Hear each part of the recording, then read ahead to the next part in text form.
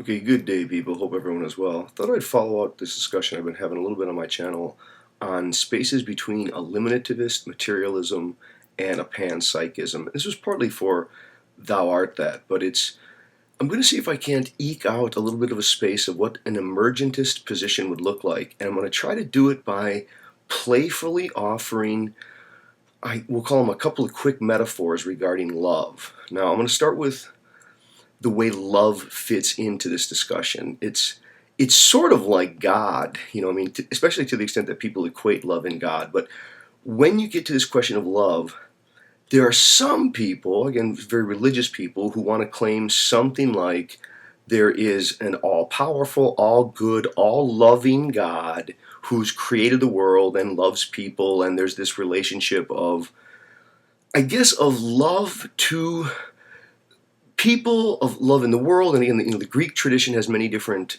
kinds of love, right? We have eros and philia and agape, but I think the point would be there are some people sort of along the panpsychist position, and not necessarily the one that Matt was talking about, but I think there are some people who think of love as a sort of metaphysical transcendent truth that pre-existed the cosmos and somehow calls the cosmos into being, or something like this.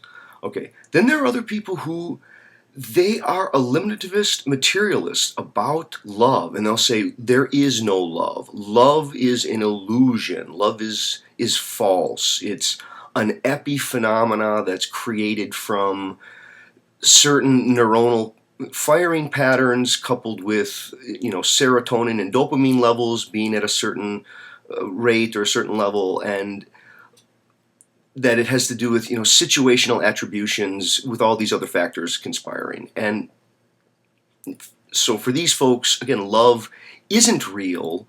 It's an epiphenomenon. It's an illusion created through the neurophysiology of the organism.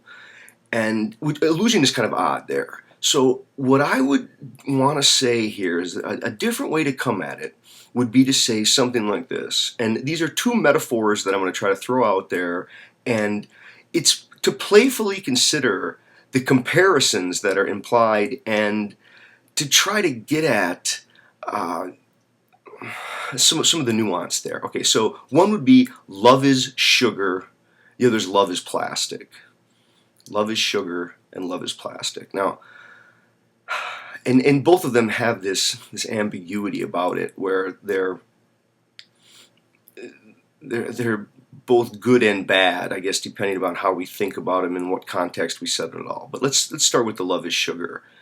When I say love is sugar, I'm not just talking about love being sweet and being a nutrient and that kind of stuff, or being too toxic if in too high of a dose or something like this.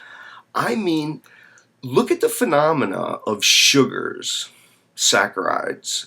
There's so many different kinds of sugars, and when we go to the natural world, okay, first, in the inorganic realm that predated the origin of life, I don't think you're going to find anything like sugar.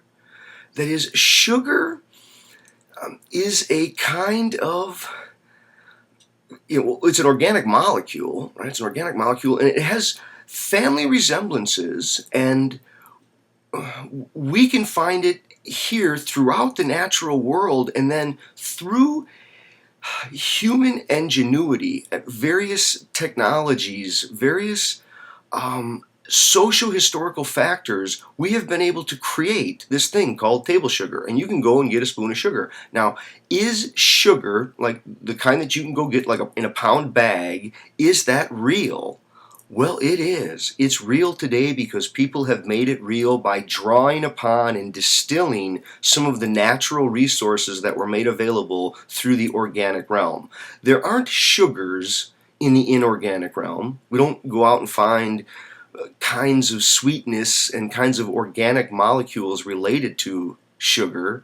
That is, there aren't nutrients of the organic kind. I mean, I guess we could even argue there aren't nutrients. Now, there are closed systems that require chemical composition, like a fireball, sort of consuming the gases around it. But it still seems very different than, sweetness is part of the evaluation equation in a nutrient gradient, right? So if there are various nutrient gradients, sweetness could be a factor, and that it plays into an experience of value.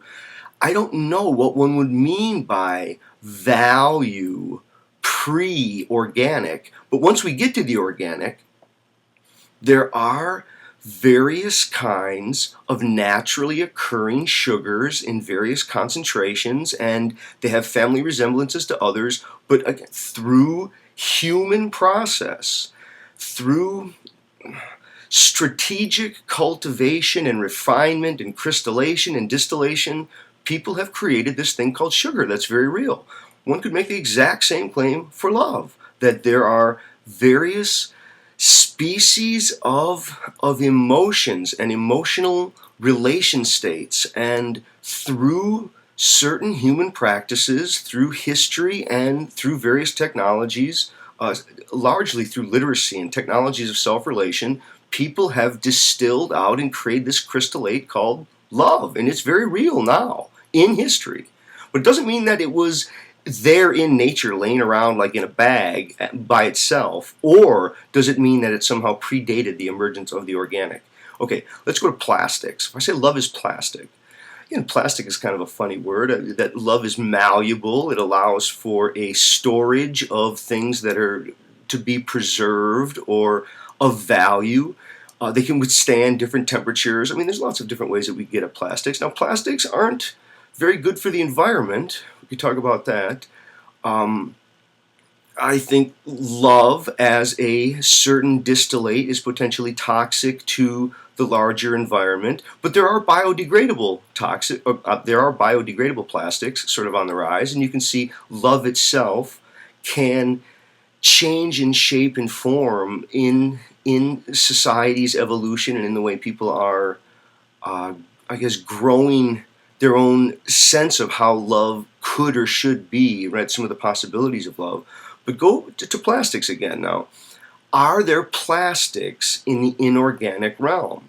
No. I mean, plastics are a very modern invention, and they emerged with life. Now, here's what's interesting is that although plastics, again, non-biodegradable plastics, although what we mean by plastics, sort of the invention in the chemistry that happened in the 20th century, although those are inorganic, they're not inorganic in the way that the pre-organic inorganic is, right? That is, plastics are a kind of inorganic structure that has been created by those organic forces known as humans, who have taken all the kinds of resources from the natural world that are of that family resemblance to plastic. These polymers, these various layers of adhesives and things that can be stretched and bent and fit to size and allow for containment and for taking care of things of value and somehow holding them.